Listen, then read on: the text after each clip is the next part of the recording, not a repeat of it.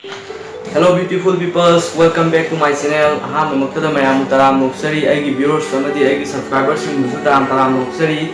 Aduga video ngasi su mayam idamukta kanaraba khangjinlo kanagada video ama puduna laksari. Mayam adu su mijeng taminase aduga aigi channel se subscribe tawdriba aigi viewers yawgasu subscribe tawsambiramu, support tawbiramu, comment su pibiramu.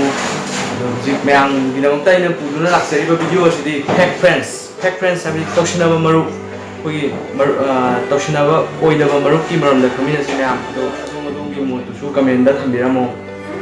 The city of Pichidigo, how to know fake friends. I did Nangi friends, I call the Nangi friends, I call the Sugar Shoulder and Nangi fake friends as a yard of new. I did Namanava, Shame, and fake Sasanava, Imana, and the dinner, the neighbor when I do fake or I'm doing it. Look at my dog, Kanga the gay, she's a community of fake friends. Nangi friends circle the nangi friend zone the yard nangi fake friends in the mayam khangtok in the zero kamang to mayamgi adongi friends circle the yard fake friends in the adu khangnabagi damukta ina point tare khatang haijage si point tare set toroga nangi friends circle the yard nangi friends circle the yard nangi fake friends in the adu mayam khamina jigo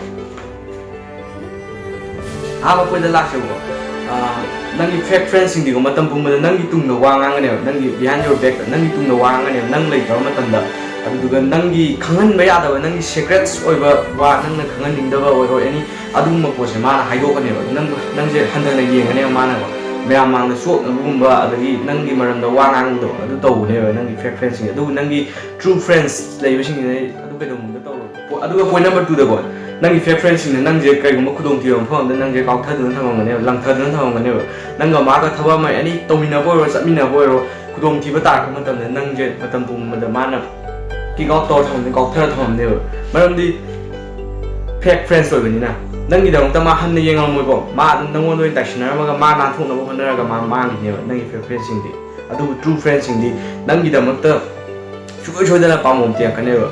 Let's come to the point. Next point dam khamina ji. Point number 3 da nangi fake friends in digo kaigumba constantly nanga thaba ma hai matam da cancel tawrkane ba kaigumba thaba ma tawsena haina ba matam da or matam kuina mamang da planning tawrga la ko thaba ma tawsena haina ba matam da at the last minute aroiba pungja da bai ai yadre adu ngamdre ai adu tawdre na nangi fake friends in soidam ke hire kane ba let's check nangi fake friends in marakta soidam ke yawmane admai tawba that's TikTok sambio adu friends in do TikTok sambio adu fake friends ni makoidigo moina haidokigo wase adum soyengane hanjan soyengane adu point number 4 dago moidi matam pum nang de kaw thopi gane nang na sa kaw thopi gane adu kaigumbe group activity sama oiro party amo oiro any thaba ma taw kam tam nang je always time nang je forget to ngane nang forget to adum kaw ne ba maramdi kai na fake friends do bi adu kaigumba haire na haire nang ge tai friend da magi close friend da haire mana nang mo da smai hairo Sana ada call dog. Hello bye. I kuis mana sakana dore nang jaw da bia roi. Sure nang bye jaw do share roi. Magi close friend hai da mana nang on smai hai roi. Nang on de hello bye. Koi cha ama kan cha na dore nang ya ga ya roi. Nang cham ro. Kai na ga. Ya na ko thong ya hon de mong da ka. That's called fake friends. Aduga point number 5 da. Moi gi mateng lo da le. Hey bye hello. That's bye. Ai smai na thaba ma le ne. Bye, smile the tongue in the shape, was say, sure, I reckon you. I do none of the moment. Hello, bye, I smile problem, a lady, I come on a lady, high over. Can sell that in you. I do go with fake friends. I do go point number 6 ago. Only your fake friends, none the fake friends in me, none of the guy, but Taba Matomino, and that none one that soy the Rokiman and turn on her canal. Running none of him, do it, Mamma Dagi.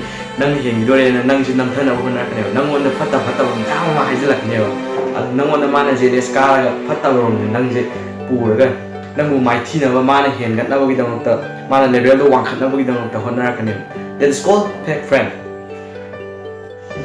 aduga point number 7 they only talk about themselves masa ma thandagi wa ngang kane nang gi problem ma leiba kan da mangon da hai bam tan da nang gi wa do thoi na ta ro magi problem do mana hiding do kutang nang wala sum hai mana hai batang tao nang na hai ta ai na hai sidang tao na to le nyo nang fake friends di nang nga ngi wa da ma won da ti suna su moi ba nang ngang je wai wa ni nang na hai je wai wa ni ꯃꯥꯒꯤ ꯃꯐꯝꯗ ꯅꯪ ꯉꯥꯡꯉꯤꯗꯨꯒꯤ support ꯇꯧꯕꯤꯅꯕ ꯅꯪꯒꯤ ꯄ꯭ꯔꯣꯕ꯭ꯂꯦꯝꯗꯣ solve ꯇꯧꯅꯕ ꯃꯉꯣꯟꯗ suggestion ꯀꯩꯒꯨꯝꯕ ꯑꯝꯇ ꯂꯥꯛꯑꯣꯏꯕ ꯅꯪꯒꯤ ꯐꯦꯛ ꯐ꯭ꯔꯦꯟꯁꯇꯒꯤ ꯑꯣꯡꯂꯤ ꯁꯨꯃꯥꯏꯅ ꯇꯥꯁꯟꯅꯔꯒ ꯇꯥꯗꯕ ꯌꯥꯗꯕ ꯇꯤꯟꯅꯕꯒꯤ ꯃꯥꯅ ꯉꯥꯡꯕꯗꯣ ꯇꯥꯕꯅꯤꯅ ꯑꯩꯅ ꯉꯥꯡꯕꯗꯣ ꯇꯥꯗꯦ ꯍꯥꯏꯔ ꯇꯤꯟꯅꯕ ꯑꯗꯨꯕꯨ ꯈꯇꯪ ꯊꯣꯛꯈꯤꯕꯗ ꯑꯗꯨꯝ ꯍꯥꯟꯖꯈꯤꯕꯗ ꯂꯣꯏ ꯀꯥꯎꯈ꯭ꯔꯅꯤ that is called fake friends aduna nushiraba aigi marupsing adom friend friend zone da nangi friend circle da fake friends oi de haibdo khangjan biro tik toksan biro karam na fake friends na odagi fake friends oiram oi gena khalamba kangu su fake friends oi thadok biro true friends oi biro comment ta topic se kana gadi nungai gadi comment toksan biro mo aduga mathang da su nungai ba video kya pudana laksage thanks for watching my video please like to biro mo subscribe to biro mo aduga comment to su biro mo su soi da na ki mathang ni nungai ba video mo ngai mi na se bye bye